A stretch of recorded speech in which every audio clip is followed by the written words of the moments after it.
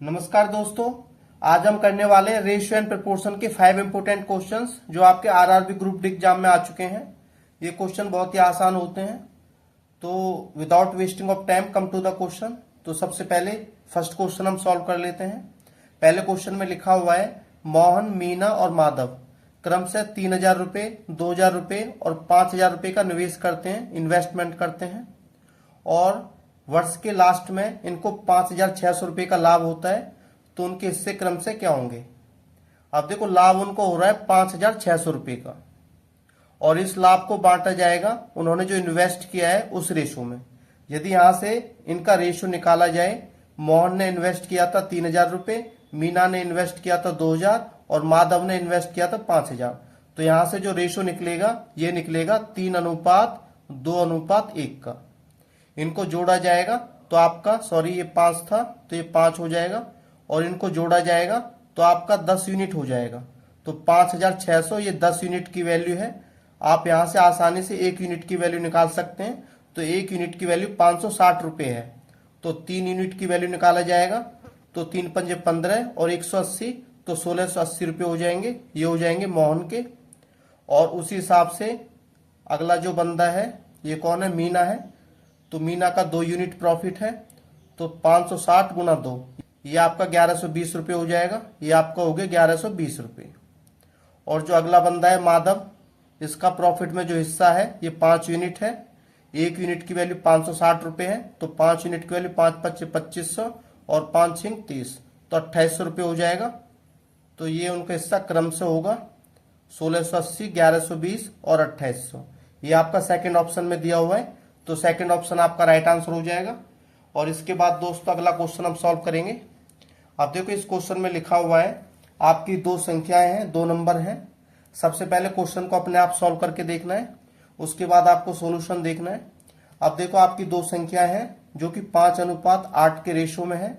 जो पहली संख्या है इसको 40% बढ़ाया जाता है और जो आपकी दूसरी संख्या है इसको 15% घटाया जाता है। तो नया रेशो क्या बनेगा वो आपको बताना है। पहली संख्या आपकी 5 है और दूसरी संख्या आपकी 8 है। इनके बीच में आपको रेशो निकालना है। यदि पहली संख्या 40% बढ़ जाती है, पहले 100 थी और उसमें 40 जोड़ देंगे तो 140 बन जाएगी। तो 140 इसको बढ़ाया जाता है। और दूसरी संख्या आपकी 8 है, इसको 15% घटाया जाता है। 100 में से 15 जाएंगे तो आपका 85 बचेगा। तो 85 की वैल्यू आपको निकालनी है। अब इसको सॉल्व कर लेते हैं। तो नया रेशो आपका क्या बनेगा, 100 से 100 कैंसिल आउट, 5 से काटेंगे 17 पे जाएगा, 4 से काटेंगे, देखो 4 दूनी 8 और 4 से इसको काटना है, 4 के 12 और 4 पंजे 20। तो यहाँ से आपका 35 निकल के आया और 17 दूनी 34। तो नया रेशो आपका 35:34 बनेगा, जो कि आपका थर्ड ऑप्शन में दिया हुआ है। तो थर्ड ऑप्शन आपका राइट आंसर हो जाएगा। इसके बाद दोस्तों अपना अगला क्वेश्चन हम सॉल्व कर लेते हैं। अब देखो, क्वेश्चन को सॉल्व करने से पहले हम एक चीज समझ लेते हैं।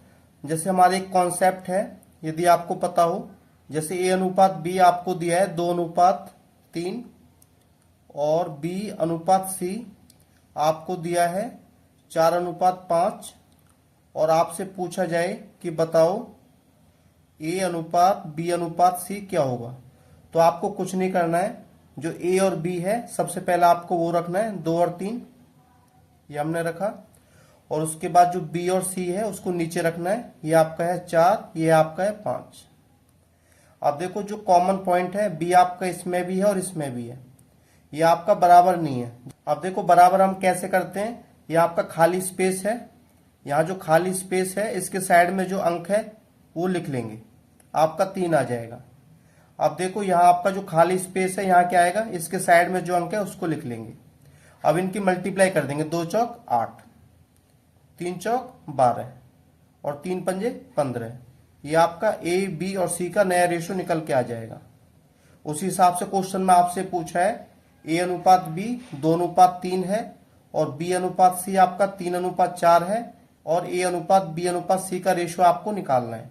अब देखो, A:B आपका दिया है 2:3 और जो B और C है ये आपको दिया है 3 और 4। आप देख सकते हैं B आपका इसमें भी है और इसमें भी कॉमन है।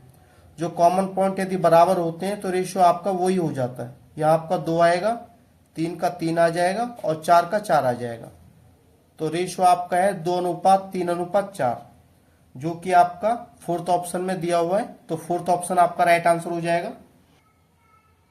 इसके बाद दोस्तों अपना अगला क्वेश्चन हम सॉल्व कर लेते हैं। अब देखो यहाँ आपको 4 अमाउंट दी हुई है, ये आपकी समानुपातिक है, प्रोपोर्शन में है। जो b की वैल्यू है 0 से बड़ी है और आपको निकालना है b की वैल्यू क्या होगी। आपको पता है जो अंदर वाले नंबर का मल्टीप्लाई होता है, मतलब b का स्क्वायर हो जाएगा, वो बाहर वाले नंबर के मल्टीप्लाई के बराबर होता है। तो 48 गुणा 75 इसके बराबर हो जाएगा। 48 को हम लिख सकते हैं 16×3=48, और जो 75 है इसको हम लिख सकते हैं 3 गुणा 25, 25×3=75 होता है। और आपको b की वैल्यू निकालनी है, इसका स्क्वायर रूट हो जाएगा। ये आपका 16 है, ये आपका 3×3=9, ये 25। 16 का स्क्वायर रूट आपका 4 होता है, 9 का 3 होता है और 25 का 5 होता है। इनकी मल्टीप्लाई करेंगे, 5×3=15, 15×4=60, और 60 आपका थर्ड ऑप्शन में दिया हुआ है। तो थर्ड ऑप्शन आपका राइट आंसर हो जाएगा।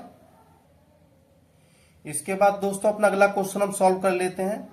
इसमें आपकी 3 संख्याएं दी हुई हैं, पहली संख्या, दूसरी संख्या और आपकी कोई तीसरी संख्या है।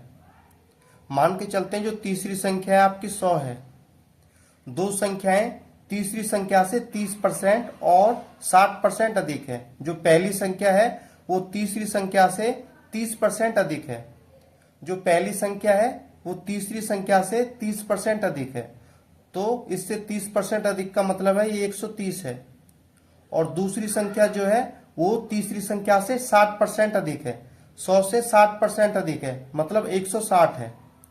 और क्वेश्चन में आपसे पूछा है दोनों संख्याओं का अनुपात क्या होगा, दोनों संख्याओं का रेशो क्या होगा।